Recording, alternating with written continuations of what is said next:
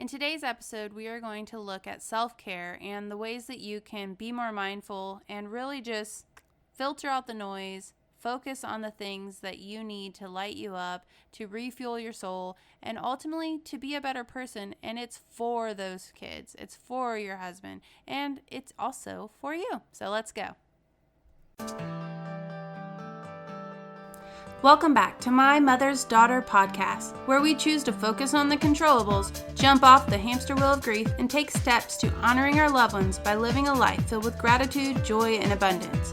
It's time to get stubborn about what we want and choose to lean into who we were meant to be, while drinking too much caffeine, owning way more workout pants than we'd like to admit, and dreading that nightly dinner talk almost as much as waking up early. You feel me, sister? I'm Angel McElhaney, motherless daughter, positive psychology junkie, and not so master juggler of my crazy crew. And I believe that you can heal and find happiness after loss. So grab that coffee, put down that to-do list, and let's get to work. One day at a time, together. Let's get started with today's show.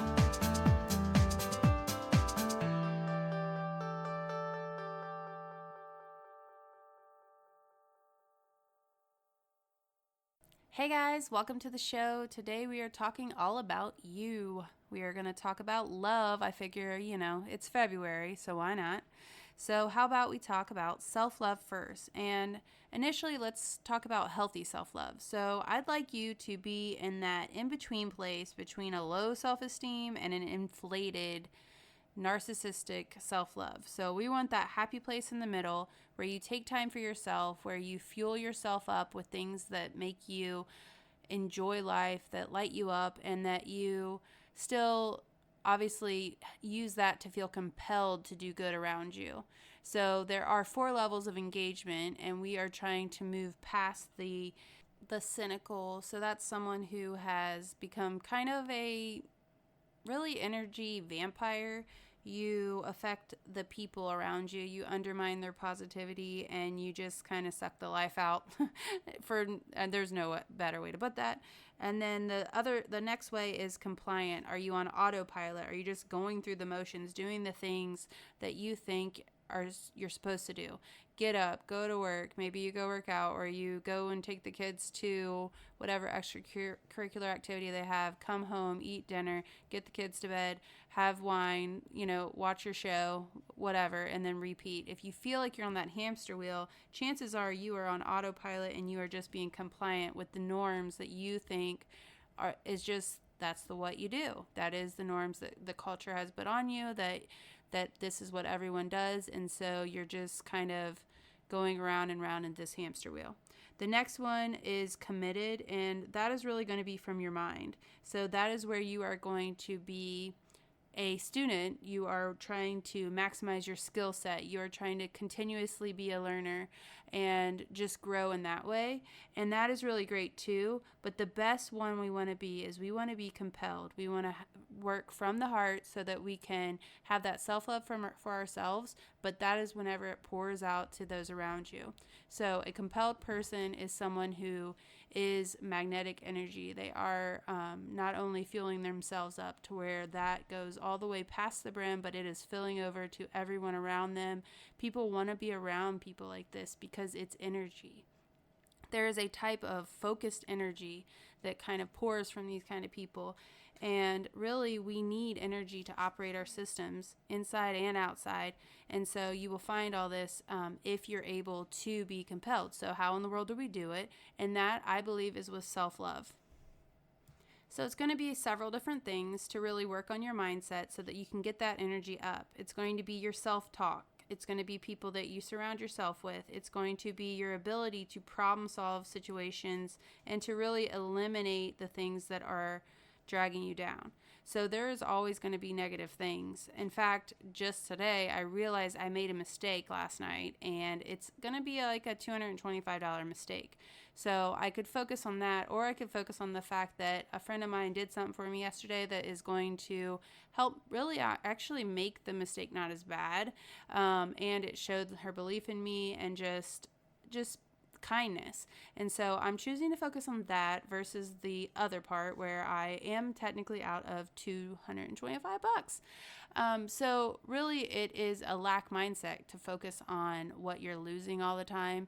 So when it comes to self-love, that might look at like us focusing or zeroing in on our body and hating the things that we see or the things we can't do anymore. I know personally, me having had a baby and gained so much from missing my mom, I went back to work and I was in a rut, not working out, like totally taking away so much of my self-care because the time seemed so limited, and I just was in a bad place. Having learned more about the Enneagram and how I need groups of people to fuel me up and be positive around those compelled positive people, I was left drained and depleted. So if you haven't listened to my episode on habits reboot, go back to that, because what I've decided to do and what has helped me so much really is focusing on those habits. And out of those 7 that I describe in that episode, really zeroing in on, at the end of the day, when my head hits the pillow, if I have done these 3 categories, then I will have less self-doubt, then I will help more people, that I will feel confident when I am sharing things that I know without doubting myself. So the things for you might be different, and it's really going to have to do with what motivates you and what stresses you out. Ultimately finding out what you need in order to win. And so then what you can do is you can stack those wins and then make a lot of healthy habits, and then when you look up, you will be that person that you want to be. And I do want to add here, just because you want to be better and grow and improve does not mean that you don't love yourself. So it really is about taking a step back and just being a little mindful of practicing self-love. And I say the word practice very intentionally because it really is going to be doing things, little things that kind of add up to where you have more time for your mind, your body, and your soul ultimately. Okay, so what I'd like you to do is to consciously choose to be your own best friend, which, coming from me, I have a whole lot of very, very close friends, but all of my best friends have best friends. Like, growing up, I'm pretty sure that every one of my best friends had best friends, which is totally fine. That's probably the part of, in analyzing my Enneagram self now, of not liking to be vulnerable, of an 8 Enneagram, fears being betrayed that were really intense in that way. And so this is probably the most important thing because it's really not relying on a group. I know that my husband will agree that I like being surrounded by people. It fuels me for sure. That's totally true. And so much, in fact, that I don't really like being alone. And so I have to really make myself almost take the time to have even thoughts alone, because I am constantly, there's a free minute, let me look on my phone, look at social media, put Alexa on, ask questions online, or, start a book and not finish it, or whatever that could be. But just being mindful of what you need to work on and what that looks like for you. If you don't know your Enneagram type, there are free tests online, and then you can go back for an overview. There is an episode earlier on too. All right, the next one is I'd like you to surround yourself with some positivity. And for me, what that looks like is getting my husband on board, which he totally is, with, for instance, my healthy eating, or this is when I would like to go to the gym this week, or like a little check-in. Can you help me and support me in XYZ ways? It could be any range of things. I'm just obviously working on the diet and exercise part, but if yours is different than that, if it's you're wanting to step out and start a new business, or you're wanting to do that, like you could, it's a conversation and letting the person know what's important to you and what they can do to help you. To take a step forward for that, I'd like you guys to time block if possible, and that's really where you take a planner, and a lot of times they'll have them hourly, which I think is my preference, but then you can take some highlighters and you can make red time, which is a no-go for things that you already are your time's already allocated for. So what this might look like is times where you're sleeping or you're working or there's just something that you can't move or take time away. Then there is going to be the green, which could be what you is your open time. So if you can decide that you want to fill that up with maybe a new business that fuels you up, or a group that you meet with, a book group, or whatever that looks like for you. And then that can be the time where it's like your go time. Like during this time, I'm going to go to the gym, or I'm going to create. I know that I really want, one of my motivators for organizing this office of mine, ever since Aaron Smith came on and we talked about decluttering in one of the episodes, is because I want to create a space that is energized, that I can really have, like, I want to be in there, and that fuels me up and it makes me want to be creative. So for that is going to be a motivating factor for me. And so that would maybe allot some time.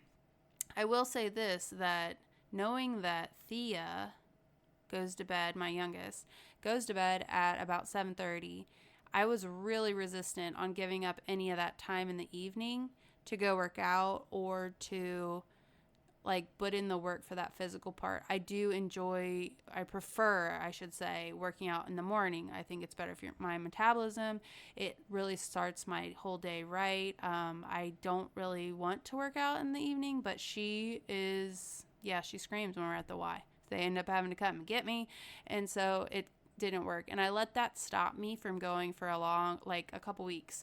So that has really affected that. But now it's like, I have to realize that this is what fuels me up so that I can be better at whatever it is that I'm doing. So kind of take time away so that you can be better. All right, the next one I have for you is to be true to you. And so for that, if you follow me on social media, you have seen that I am hot mess. I am, girl in the ponytail with the kids hanging all over, or whatever that could be for you. But for me, that's why I'm on audio, okay? No, I still get on stories, so it's all crazy mess, but that's me. It's ponytail, yoga pants, and also owning yourself is really those characteristics about you. And a lot of times I feel like everyone thinks of these few ones, at least, that are negative, and I'd like you to work on flipping those. So I know for me, growing up, I've always been told I'm super talkative, so I've always saw that as a negative. And here I am doing a podcast. I think you need to be talkative if you're going to do a podcast, right? So I want you to find instances where these things that are seemingly negative could actually be a talent or a gift that you just aren't using yet. So I know that also growing up, I was sometimes seen as relentless. So say there was somewhere I wanted to go and I was grounded, I would try to wheel and deal and basically convince my parents that, hey, if I am able to go to this festival with Becky, then maybe I could have a longer grounding. And most of the time they would end up doing it, and I'd end up regretting it later because I had a longer time of being grounded. But anyway, it's basically seen as such a negative thing. To be relentless is like constant, like annoying, kind of like really bad.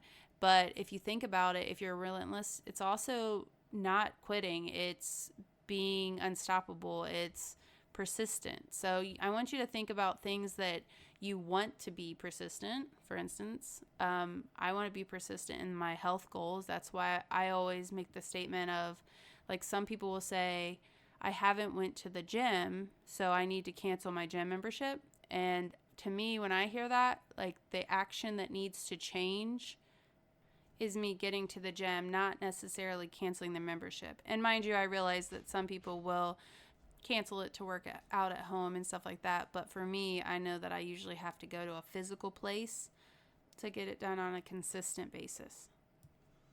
All right, the next one I have for you is invest time. Don't resent the time that you have to invest in yourself. And so whether that is a course, or I just signed up for a mastermind with Stephanie Gass, shout out to Stephanie Gass, but whatever that looks like for you, invest the time, the energy, and the resources to just dig in and do the work. So do the thing. So whatever that looks like for you, just kind of let yourself decide on what you want and dream the big dream, and just make small measurable steps to where you can break it down and get closer to the life that you want to have, so that you can be closer to that feeling compelled to where it's good for you, it's good for the people around you, it's got that energy flowing.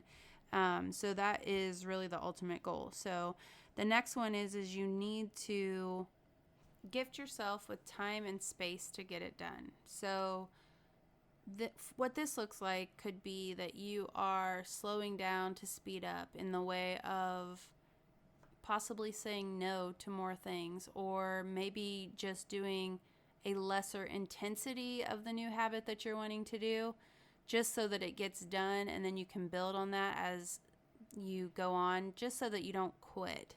So gifting your time with that time and space to really work on yourself, whether that is the physical activity or maybe meditation or yoga or going on a walk or whatever that looks like, taking an art class or coloring. Me and Cohen were coloring the other day.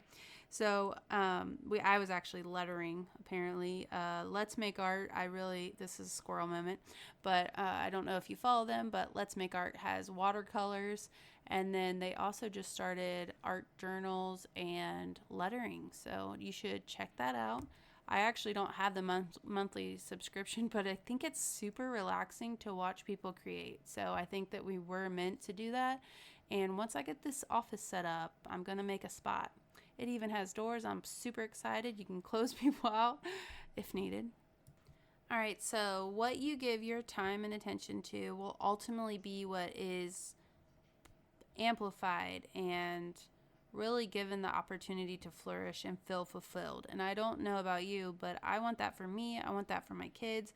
I want them to know that it's important that you filter out the noise, that you have that time to pour into yourself. So whether that is doing something out of your comfort zone, or really getting back to something that you used to do that you love, that maybe you kind of gave up because life got crazy, I would like you to take the step to just do the thing that will act as a bridge to the person that you want to be, and all the while acknowledging all of the good things that you have right now. So it really is about going back to that quote that I found in my mom's office: God loves you just the way you are, but he loves you too much to have you stay there. So you are meant to grow, and in order to do that, you really need to focus on yourself. So here's your permission to realize that you are a work in progress, and that you need to invest time on things that you want to get better at, things that help you to recoup and grow your energy, and also just things that you enjoy. Life is meant to be enjoyed. So if you are not enjoying the life that you have, then you need to start making steps to doing activities that you like. So I don't know what that looks like for you, but I'm super excited to connect with you guys over on social media, and you can let me know how you are practicing self-love. So my handle over there is angel.mcelhaney. Check out the cover art for the crazy last name spelling. And then you can also connect with me over on Facebook by the same name, Angel McElhaney. And until next time, I just want to remind you that you are your mother's daughter. You are capable, you are strong, and you can do the hard stuff. Until next time, wishing you joy and abundance, Angel. Hey Mama, before you go, if you found value in today's show or you learned something new, head over to iTunes and leave me a review. It really is a great way to show me that you are gaining value out of the show, and I love connecting with you on social media too. Find me over there and let's connect. Remember, you can do this one day at a time,